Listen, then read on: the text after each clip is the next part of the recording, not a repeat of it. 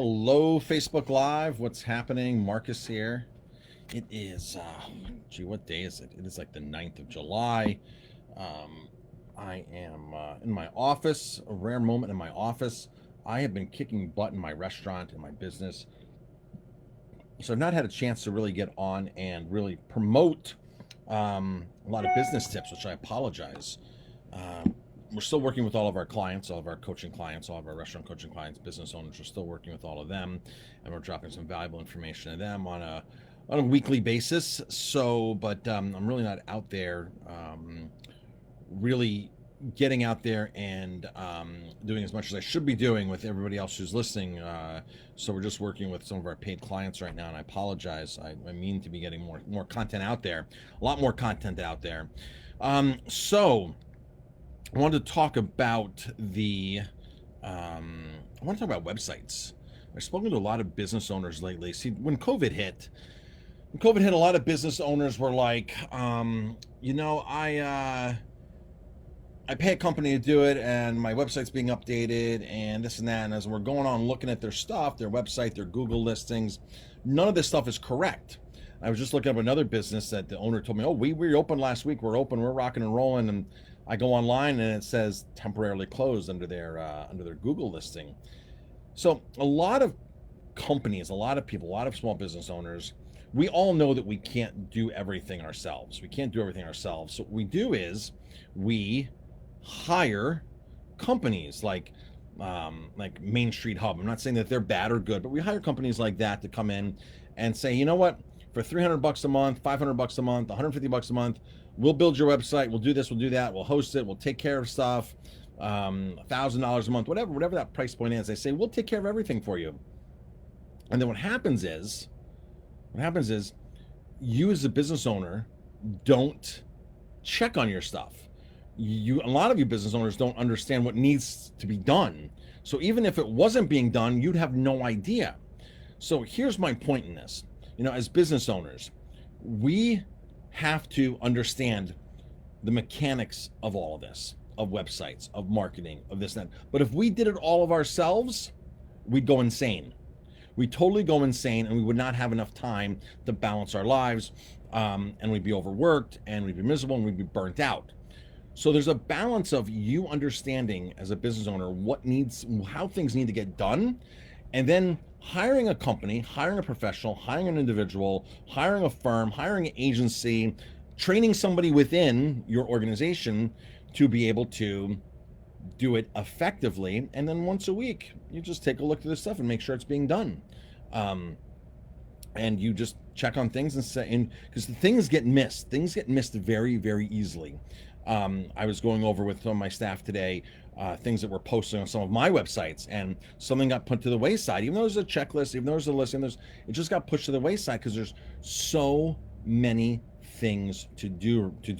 But pre-COVID, after COVID too, during COVID, there's so many things to update and keep posted. Your hours, just in restaurants, your hours, if you're open, if you're not open, your new menu, your old menu, whatever you're doing.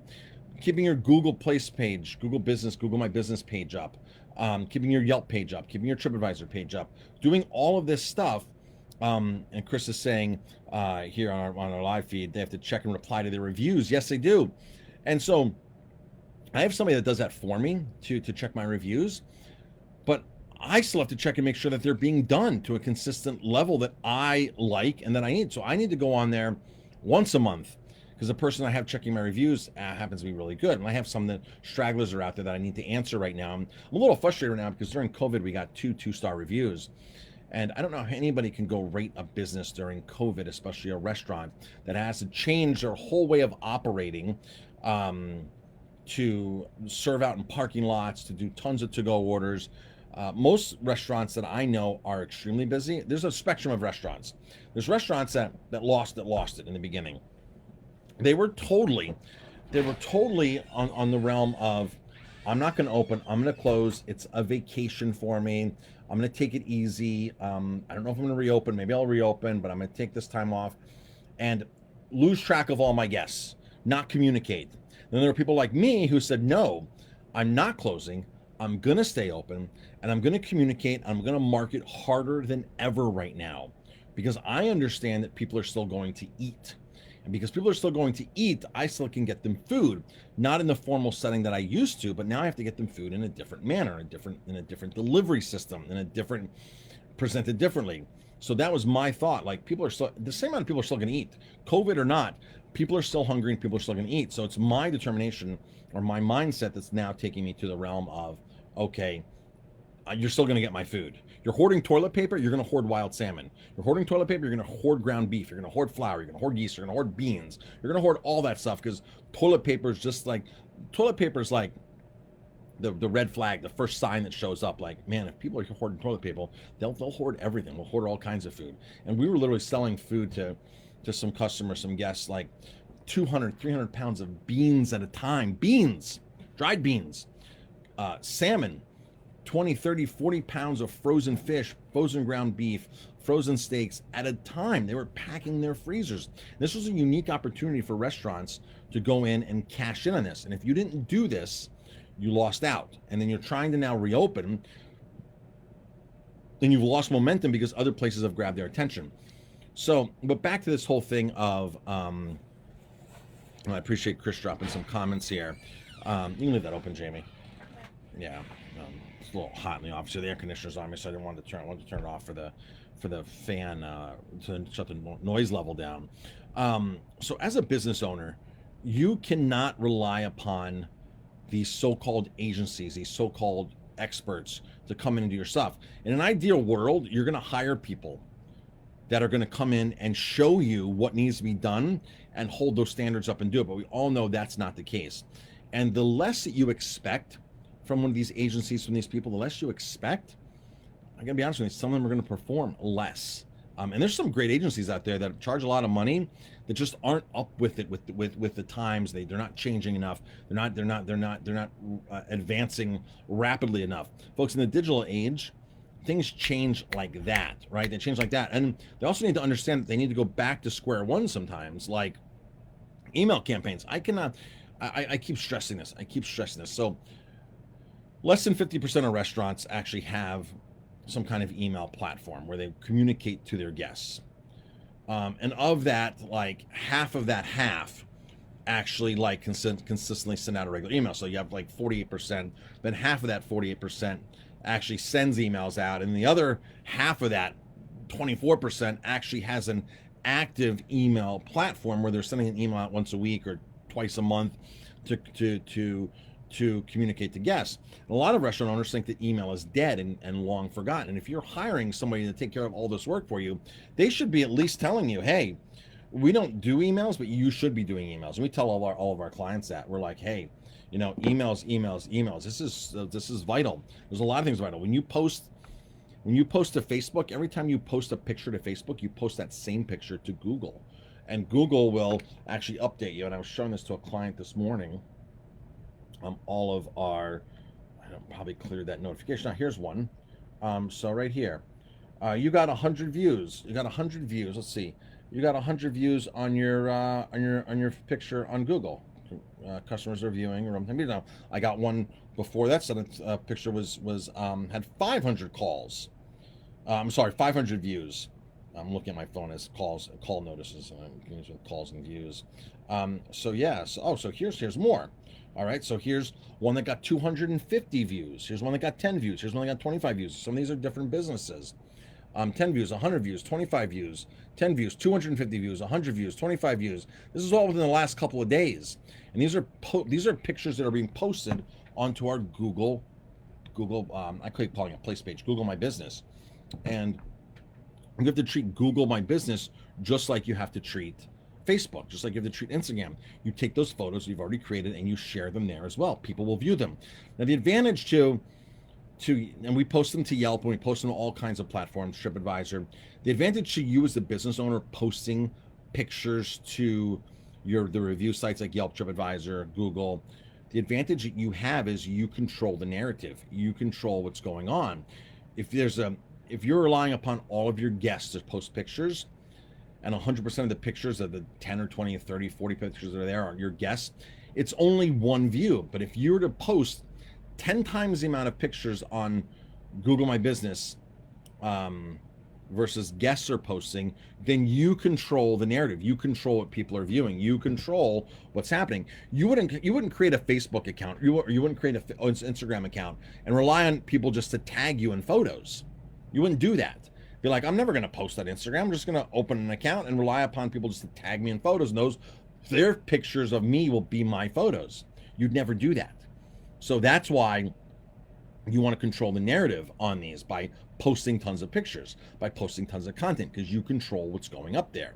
So I hope I've stressed this enough that you need to understand what needs to be going on. You need to take a little time, educate yourself, and then hold these people to high standards and make sure this stuff is getting done. And again, I saw a lot of people in the last couple of weeks that I've spoken to. We're working with a lot of different types of businesses, talked to a lot of different types of business owners, and the amount of hosting fees and monthly fees and contracts that these people are in and stuff, and the stuff is still not getting done. I was talking to one guy yesterday. He goes, I pay this company to do this, this, and this. I go on and search for him today, and Google says his business is closed, not open, closed, temporarily closed. And I knew he was open, so I clicked it to his website, and from there I was able to get, hey, we're open. But to the average person doing a Google search, they might not get farther than that, and that might kill your business, because people are going to go to the next business and find out who's open. And you have to remember that people are lazy. People like to take shortcuts. The brain doesn't like to think. And when something like that, people aren't going to start all of a sudden investigating if you're open or not, unless you specifically know that, hey, this business is open. You just go right to the next business. So super, super, super important. Understand what's going on. Monitor these people, audit these people. Even if it's not you as the business owner, even if it's your right-hand person, that's your assistant manager, your manager, or whatever, make sure they're holding these people accountable and see reports. We were working with, was talking to a guy who, big restaurants in New York City, and he does a lot of chatbots with ManyChat. And I was asking him questions about subscribers and things like that, and he spends a lot, like thousands a month with these agencies on chatbots. And I'm like, so I sent him something at one point, and he was like, Marcus, where did you get that? I'm like, that's a daily report that comes out from ManyChat. And he goes, daily report? He goes, yeah. I update all my clients with daily reports, weekly reports on how much your account's growing, so we know how many people are attached to this bot now. This was 6 months ago when ManyChat was a little different.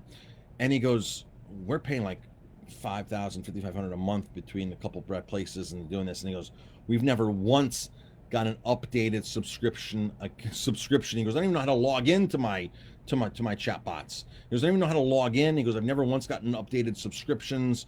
He goes, I didn't know they did that. I'm like, yeah, that's part of the process. So even if you're paying a company $2,000 a month, $3,000, $4,000 a month, they might be missing some things.